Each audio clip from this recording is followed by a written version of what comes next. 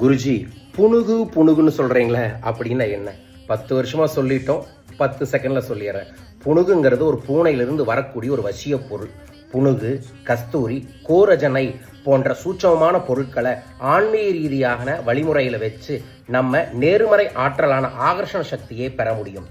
நம்மளோட அக்ஷயம் டிவைன் சென்டரில் கடந்த 10 வருஷமாக ஒரிஜினல் புணுகை வாங்கி அதையை நம்ம குபேர பீடத்தில் வச்சு பூஜை பண்ணி அதை பிரார்த்தனை பண்ணி உங்களுக்கு அனுப்புகிறோம். புணுகு உங்கள் வீட்டில் இருந்துச்சுன்னா தெய்வீக அருள் கிடைக்கும். கல்லாப்பெட்டியில் வைக்கலாம், பூஜை அறையில் வைக்கலாம். நான் வச்சுருக்க குங்குமத்திலையும் புணுகு கலக்கி வைக்கிறோம்.